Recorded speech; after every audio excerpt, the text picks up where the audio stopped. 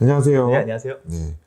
오늘은 지난 시간에 이어서 인터뷰에 대해서 얘기를 하고 있는데요. 인터뷰에 대한 실제적 사례를 통해서, 어머님들하고 학생분들에게 인터뷰에 응하실 때에, 나는 어떤 상황인지 또 나는 어떻게 대응해야 되는지 좀 배워보는 시간을 가져보려고 합니다. 그래서 몇 개의 케이스를 또 실제적으로 인터뷰를 해보셨던 우리 조세 원장님한테 한번 제가 여쭤보도록 하겠습니다. 실제적으로 원장님 한 몇 년 정도 지금 인터뷰를 하신 거죠? 인터뷰요. 인터뷰 솔직히 최근 몇 년은 안 했어요. 최근. 시간이 좀 없기도 하고 음. 안 했는데 처음 했던 거는 한 15년 전? 한 10년 좀 넘게. 거의 15년 정도. 15년. 네. 네. 그렇군요. 그러면 정말 많은 케이스가 있는데 좀 제일 기억에 남는 첫 번째로 꼽을 수 있는 케이스는 뭐가 있을까요? 예, 사실 이번 불키TV에서 저희가 말씀드리고 싶은 것은 지난 1번 그리고 2번 1부, 2부에서 말씀드린 것처럼 어떻게 우리가 최대한 이 인터뷰를 우리에게 도움이 되게 사용하느냐인데, 그것을 말씀드리기 위해서 제가 생각해낸 케이스가 몇 가지가 있어요. 그래서 좋은 케이스도 있겠고 굉장히 임프레시브 했던, 또 굉장히 실망스럽거나 혹은 의아했던 그런 케이스도 있기 때문에 그걸 좀 말씀을 드리겠습니다. 첫 번째로 성공적인 케이스부터 말씀을 드리면, 제가 언젠가 아마 인터뷰 1편에서 제가 말씀을 드렸을 거예요. 제가 사실 평가를 이렇게 잘 주지 않아요. 후하게 주지 않고 굉장히 박하게 이제 주는 편인데, 굉장히 임프레시브 했던 학생들이 몇이 기억이 나요. 근데 그 중에 한 명이 여자 학생이었는데, 한국의 서울에 있는 외국인 학교를 다니던 학생이었습니다. 근데 성남에 있는. 근데 그 친구 같은 경우에는 뭐 학업 능력도 굉장히 뛰어난 것 같아요. 근데 일단 이야기를 하면서 아이가 굉장히 자신감도 있었고, 그 자신감, 보통 아이들이 있으면 자신감이 있고 끝나는데, 이 친구는 굉장히 겸손하고 굉장히 절제된 모습, 그리고 자기를 굉장히 통제할 줄 알았던 학생이에요. 이 친구가 아마 제가 extracurricular activities에 대해서 얘기를 예전에 한번 한 적이 있을 텐데, 그때 잠깐 언급했던 수영을 했던 학생입니다. 근데 이 수영을 정말, 그러니까 제가 왜 2부에서 말씀드린 것처럼 학업 외에 내가 정말 시간을 들여서 관심사를 가졌던 게 무엇이냐라고 묻는다고 했잖아요. 근데 이 친구 같은 경우는 그게 굉장히 뚜렷하게 있었고, 뭐 초등학교 1학년 때인가부터 그때까지 그냥 한 번도 안 빼놓고, 심지어는 파이널 엑ザ 보는 날도 아침에 가서 수영을 하고, 뭐 6시에 일어나가지고 수영을 하고 가는 이런, 굉장히 임프레시브 하더라고요. 심지어는 그 학생은 MIT를 early로 이미 합격했을 때였어요. 저랑 인터뷰할 때가. 그래서 제가 그 친구한테, 아니 뭐 MIT도 나 같으면 MIT 가겠다. 왜냐면 제가 경험해보지 못한 거니까. 나 같으면 MIT 가겠다. MIT 가라라고 하는데, 그 친구는 이제 수영을 계속 하고 싶어가지고 더더군다나 꼭 콜롬비아를 가고 싶다. 뭐 그러면서 디비전 1이고 MIT 디비전 3 뭐 이런 얘기를 하더라고요. 근데 그 얘기는 제가 하면서 느꼈던 것이, 이 친구는 콜롬비아 뿐만 아니라 좋은 대학교를 굉장히 많이 갈 학생이었어요. 뭐 early에서 MIT를 솔직히 합격률이 한 4%밖에 안 되는데, 거기를 합격할 정도면. 그래서 그렇지만 이 친구는 정말로 콜롬비아를 오고 싶다는 걸 느낄 수 있었어요. 근데 그 친구 합격을 했어요. 근데 MIT를 가긴 했어요. 제가 기억하기로는 아마 합격을 했을 거예요. 근데 뭐 그러고 나서도 이 친구도 제가 저번에 말씀드린 것처럼 꼭 땡큐 노트를 보내고 이메일을 보내고 해야 되는데, 이 친구는 다 그걸 하더라고요. 그래서 인터뷰 하고 나서도 하는 거, 이제 이메일을 보내서 인터뷰 너무 감사했고 뭐 도움이 됐고 이런 얘기도 하고 팔로우업한다고 하죠. 굉장히 중요한데, 대부분의 한국 학생들은 그걸 잘 몰라요. 네, 그 개념도 모르고. 그 개념을 모르죠, 진짜. 네. 그리고 심지어는 잡 인터뷰도 똑같거든요, 사실. 똑같죠. 인터뷰 한 다음에 잡 인터뷰를 어떻게 했느냐가 중요한 게 아니고, 잡 인터뷰를 한 다음에 어떻게 그 이후에 처리를 하느냐인데, 이 친구는 그것까지 다 하더라고요. 굉장히 꼼꼼했고, 그리고 결과가 나오기 전에도 저랑 연락을 계속 했었어요. 그래서 심지어 제가 너무 충실하고 성실한 학생인 것 같아서, 만약에 콜롬비아가 너를 합격시키지 않는다면, 제 생각에 합격할 거라고 생각을 했으니까, 제가 입학사정관이라면 감히 이 친구를 정말 받고 싶더라고요. 심지어는 이 친구를 정말 후배로 두고 싶다는 생각이 좀 너무 괜찮은, 학업적인 거 외에, 학업적인 건 사실 제가 판단할 부분도 아닙니다. 그랬는데 이 친구한테 만약에 합격하지 않는다면 나한테 얘기해라. 대부분 저는 이제 정말로 괜찮은 학생들 경우에는 꼭 그렇게 오퍼를 해요. 그래서 내가 그러면 다시 또 연락해가지고 이렇게 strongly work만 하겠다라고 하고, 당연히 그 학생은 제가 기억하기로는 그 해의 유일한 5점 추천이었어요. 제가 가장 굉장히 길게 리포트 썼어요.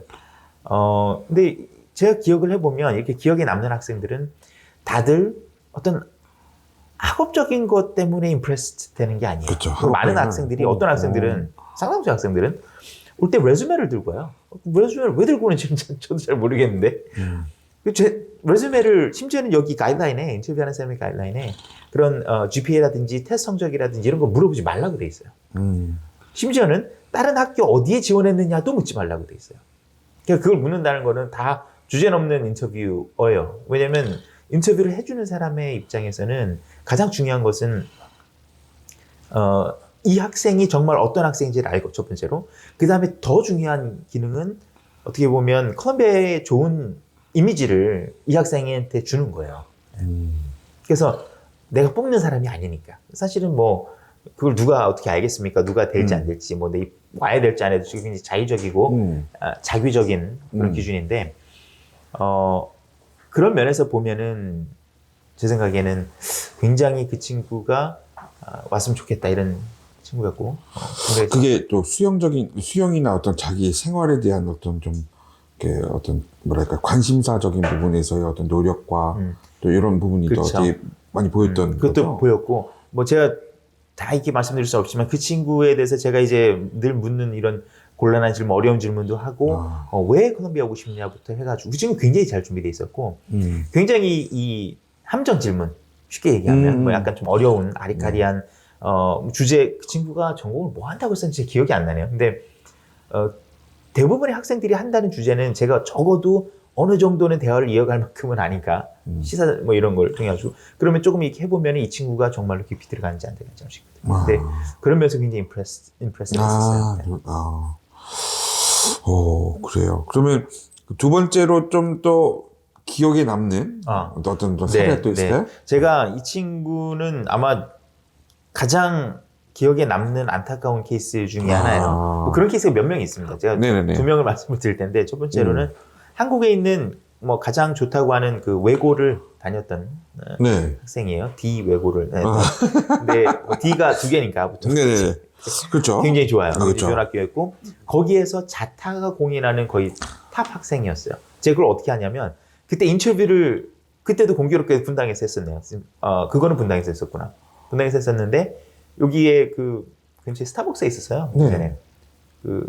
근데 거기에서 만나서 이제 얘기를 하는데, 그 친구 전에 인터뷰가 또 있었어요. 근데 그 여자 학생이, 같은 학교를 다녔던 학생이 나가면서 그 학생이 들어오는 걸 만난 거예요. 반대였구나. 그 남자 학생이었는데, 남자 학생이 끝나고 다른 그 다음 여자 학생이 들어왔는데, 여자 학생이 얘기해 주더라고요. 저 친구가 우리 학교에서 탑 학생이다. 굉장히 뛰어난 학생이었어요. 근데 그 친구가 아까 말씀드린 것처럼 이제 레주메를 가져오는 케이스였는데, 레주메를 가져왔는데, 이건 뭐 성적 자체가 뭐 그때가 2,400점 만점이었나 그랬을 거예요. 근데 2,400점 만점에 뭐 2,380. 그리고 이건 유출 전이었어요. 그러니까 뭐 이런 게 어떻게 뭐 할 수 있는 유추 세대가 아니고, AP가 뭐 14개인가 다 만점. 그다음에 SAT2는 뭐 9개인가 다 800. 뭐 extracurricular activity까지 가져와서, 이제 extracurricular 같은 거는 사실 이제 우리가 질문에 나오니까 제가 이제 물어보죠, 보고서. 근데 굉장히 뛰어난 활동을 했던 학생입니다. 그리고 그때 제가 기억하기로 인터뷰를 제가 원래 오퍼했던 때가 아니고 나중에 이제 리스케줄 했었는데, 그 이유가 이 친구가 그 국제 그 토론 대회에 한국 대표로 가가지고 두바이에서 하고, 그 다음에 와서 이제 그렇게 됐을 정도였으니까 굉장히 엑스트라클도 좋았죠. 결과적으로는 그 친구가 가장 제가 보기에는 탄식이 나오는 학생이었던 경우였는데요. 그 이유는 아주 간단합니다. 이렇게 뛰어난, 뭐 저는 묻지도 않았지만, 본인들이 대부분 이제 불안해서 대부분 학생들이 그걸 은연중에 얘기하려고 그래요. 자기가 뭐를 어떻게 했고, 학업 성적이나 이런 거를 특히 한국 학생들은 얘기하는 것 같아요. 제가 한국 학생이 아닌 지원자들도 인터뷰를 해봤어요. 미국에서도 해봤고, 심지어는 제가 태국에 놀러 갔을 때 태국에서도 해본 적도 있어요.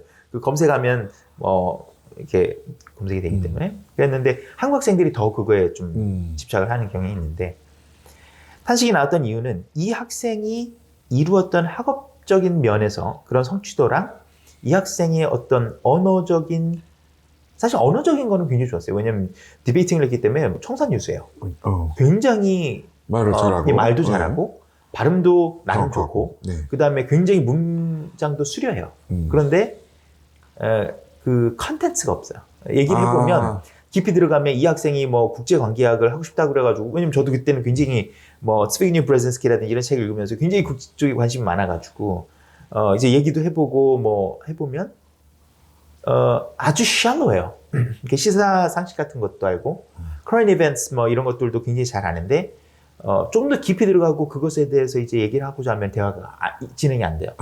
그래서 그 친구가 제가 지난 1년 동안에 6개월 동안에 책을 읽은 게 뭐 있냐 교재 말고 라고 했을 때 없다고 하더라고요. 그러니까 이 괴리, 이 비대칭 혹은 이런 어떤 우리가 추측할 수 있는 지적인 능력 혹은 학업 능력과 거기에 매칭되는 지적인 능력 혹은 언어 능력이 이게 불균형일 때 굉장히 혼란스러운 거예요. 그럼 이 친구는 공부하는 기계로서 점수를 짜내는 건 잘하는데 intellectually 굉장히 boring하다. 결론은 제가 보기엔 지난번에 그 책을 어떻게 읽어야 되는지 뭐 이런 얘기를 할 때에 잠깐 이 케이스를 얘기를 드렸을 거예요. 근데 정말로 아이들이 얘기를 하면 할수록 흥미롭고 지적으로 굉장히 curious한, intellectually curious한 학생이 아니다는 게 너무 드러나니까 어떤 그 느낌이 들었냐면 매력 없는 매력이 없죠. 그쵸. 매력이 없고 이 학생이 굳이 컬럼비아 와서 잘할 것 같지 않은 거예요. 심지어는 그 모든 학생 제가 2탄에서 말씀드렸듯이 대학들이 찾는 How important is diversity to you? 뭐 in your learning environment 이렇게 물어보는데 그 diversity 자체가 기여할 바가 거의 없다. 아주 bland하고 밋밋한 그런 굉장히 성적 우수자. 근데 이거는 인터뷰에서 아무런 임프레션을 남기지 못해요. 제가 보기에는. 그 케이스가 제가 보기엔 가장 암울했던 케이스였고 제가 기억하기로는 2점 정도 줬던 것 같아요. 5점 만점에. 정말 그런 아이들이 있는 것 같고요. 굉장히 많아요. 제가 보기에는 맞아요. 인터뷰하는 사람이 한 80, 90%는 그래요. 그래서 제가 늘 얘기하듯이 되게 많네요. 굉장히 많죠. 그래서 책을 어떻게 읽었느냐, 나의 어떤 지적인 노출을 어떻게 시켰느냐가 그래서 중요해요. 그리고 우리가 고등학생에서는 고등학교 뭐 성적이라든지 뭐 가령 SAT라든지 SAT2라든지 AP라든지 해서는 그런 것이 표출이 안 돼요. 근데 어디 가면 이게 극명하게 드러나냐면 대학교로 가면은 그것은 너무 obvious하게 드러납니다. 그래서 우리가 단순하게 내가 고등학교에서 좀 잘해. 그러니까 당연히 좋은 학교 가겠지라고 생각하는 것은 굉장히 이율배반적인 생각이고 제 생각에는 올바르지 않다. 그래서 우리들이 사실 올바른 교육자라면 학생들한테 야 이렇게 하면 점수 많이 올라 이걸 얘기해 줄 게 아니고 네가 모든 대학 뭐 들어가는 거에서 끝나는 게 아니잖아요. 거기서 겨우 시작이고 대학원 혹은 직장 생활 이게 앞으로 3, 40년인데 그거를 좀 잘할 수 있는 그런 능력을 키워줘야 될 것 같아요. 근데 그렇게 안 되면 인터뷰에서는 뭐 속된 말로 뽀록이 난다. 그렇죠. 이게 제일 암울해서 제가 기억에 2점 줬어요. 그리고 그 리포트도 제가 내용이 생각나는데 이 친구가 매우 우수하고 굉장히 자기 자신을 아카데믹하게 챌린징 했던 거는 맞는데 이 학생이 뭐 그런 얘기를 했어요. 지적으로 뭐 이런 얘기를 하면서 curiosity가 너무 딥하지 않다. shallow하고 이 학생이 콜롬비아에 가서 가령 뭐 그 core curriculum에서 classical civilization 같은 걸 하면서 이렇게 잘 할 거라고 감히 생각되지 않는다라고 대평을 제가 굉장히 안 좋게 리포트 할 땐 그런 표현을 써요. 굉장히 잘할 때는 이 학생이 가서 못한다며 굉장히 놀랄 것 같다. 뭐 이런 표현을 하거든요. 그러니까 이거 시청하시는 분들께서는 좀 너무 좀 잔인하다고 생각할 수도 있겠지만 실제적으로 학생이 데려갔을 때를 생각해 준다고 하면 그리고 또 대학 자체가 또 콜롬비아라는 걸 생각한다고 하면 그 정도의 수준과 그 정도의 어떤 지성과 이런 것들은 갖춰야 된다는 전제가 꼭 있어야 되니까 그 부분은 꼭 염두해 두시고 좀 들으시면 좋을 것 같고요. 그리고 절대로 그 인터뷰하는 사람은 콜롬비아 물가 어디 지원했냐를 묻지 않아요. 물으면 안 되기 때문에 마찬가지로 그 얘기하지 않길 바랍니다. 그래서 나는 요 콜롬비아 밖에 지원 안 했다 이 얘기도 할 필요 없어요. 사실이든 아니든. 그렇죠. 근데 이 친구는 굉장히 그런 면에서는 조금 설득력이 없었던 것 같아요. 그러면 또 이거 말고 좀 더 안타까웠던 케이스 하나 더 있다고 예, 하셨는데 그건 또 그거는 이제 아주 뛰어난 학생이었고 인성적으로나 뭐 굉장히 좋았던 학생이에요. 그 친구는 한국에서 굉장히 이제 유명한 S 과학고를 나오고 가장 좋다고 하는 S대를 이미 다니고 있던 학생이었어요. 물리학과를. 그래서 고등학교 2학년까지 이제 다니고 졸업을 하고서는 그 S대를 들어가서 물리학과니까 굉장히 뭐 뛰어난 학생이죠. 들어갔는데 이제 신입생으로 다시 지원한 거예요. 그랬는데 이 친구가 가장 안타까웠던 점이 인터뷰는 영어로 진행을 하니까요. 영어로 진행이 안 돼요. 그러니까 이 친구는 당연히 뭐 영어 언어적인 능력에서 너무 큰 어려움이 있더라고요. 그래서 심지어 제가 끝날 때 물어봤어요. 이렇게 언어가 이제 외국어인데 힘들지 않겠냐 가면. 그러니까 자기는 그래도 가면은 잘 해낼 수 있을 것이라고 생각하고 전 잘 해낼 수도 있을 것 같아요. 근데 그런 부분을 리포트를 안 할 수가 없으니까 했었고 심지어 그 친구는 스펙적인 면에서는 정말 제가 본 과학계에서는 최고였어요. 제가 보기에는. 그 뭐 고등학교 때 뭐 국제 올림피아드 나가서 다 금은 메달 다 따고 뭐 2학년 때인가는 2학년 3학년까지 다녔던 것 같이 기억이 안 나요. 근데 하여튼 마지막 졸업하기 전 마지막 해에는 아무 수상의 실력이 없어서 성적이 없어가지고 그 친구도 이제 뭘 적어 왔는데 왜 없냐고 하니까 더 이상 할 게 없었대요.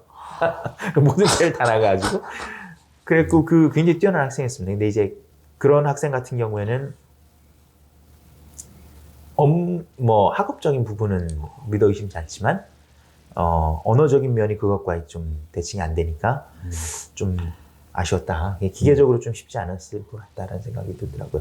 그 친구는 그 처음에 말씀드렸던 케이스, 좋았던 케이스는 합격을 했었고 오퍼 받았고 그 다음 2명은 불합격됐었어요. 그랬었고 그 친구도 굉장히 뛰어난 학생인데도 그런 케이스가 있더라고요. 그래서 제가 다시 한번 당부를 드리지만 언어를 사실 저는 중요하다고 생각은 안 해요. 언어 자체는. 언어는 하나의 도구니까.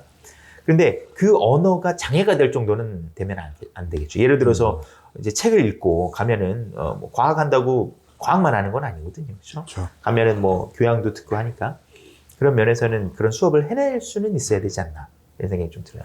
굉장히 제가 강조하고 싶습니다. 예, 오늘 그 실제적인 사례들을 통해서 좀 확인한 바에 의하면 결국은 좀 더 임프레시브한 부분을 좀 자기 스스로의 매력을 뭐 발산할 수 있는 아니면 그런 것들이 어필되어야 되는 부분이 꼭 있다라는 걸 좀 확인했던 것 같고요. 그리고 되게 중요한 부분인 것 같아요. 지적인 거나 아니면 어느 정도의 장애라고 해야 될까요? 그러니까 어떤 학교 생활이라든지 학업 생활을 이어가는 데 있어서 부족한 부분들이 어필될 때에는 이것이 마이너스가 될 것 같은 경우에는 차라리 인터뷰를 안 하든지. 그래서 제가 보기에는 그 세 번째 케이스는 인터뷰를 안 하는 게 훨씬 좋았을 것 같고 지금 생각해보면 두 번째 케이스는 본인은 너무 자신 있고 분명히 외적으로는 잘했을 거예요. 그리고 제가 아까 말씀드린 것처럼 굉장히 청산유수였거든요. 그런데 인터뷰는 어학 능력을 평가하는 게 아니에요. 그거는 뭐 SAT나 토플로도 평가가 되죠. 그렇죠. 근데 그게 아니기 맞죠. 때문에 그 친구는 사실 좀 지적인 면에서는 좀 덜 준비가 된 그런 케이스였다. 한편으로는 그냥 이런 걸 그냥 제 느낌이에요. 학원 원장이니까 느끼는 건데 학원에서 이런 도움을 살짝 받았으면 너는 컨텐츠가 부족하다. 이런 지적을 받고 좀 고민을 해봤을 법한 케이스긴 충분히 하죠. 네. 저는 그래서 저희가 이제 원서를 쓰는 학생들 중에는 어떤 학생은 하지 말라고도 해요. 그리고 인터뷰 트레이닝도 한 적이 있는데 이제 하기 전에요. 이제 해주는데 그런 경우에도 이렇게는 하지 말고 너는 이쪽이 좋으니까 이쪽을 부각하고 이런 건 하지 마라. 아니면은 뭐 아예 하지 마라 인터뷰. 그쵸. 이런 경우도 있고요. 다양하겠죠. 네, 그래 저희가 그 3회차에 걸쳐서 저희가 인터뷰에 대해서 한번 이렇게 깊게 좀 얘기 나눠봤는데요. 이 내용이 꼭 도움이 좀 많이 되셨으면 좋겠고요. 그리고 이 내용을 들으시면서 궁금하신 부분이 있다면 언제든지 저희에게 문의를 하여 주시고 저희가 그 내용 가지고 또 다시 한번 또 다룰 수 있도록 한번 해보겠습니다. 네, 수고하셨습니다. 예, 감사합니다. 감사합니다. 네.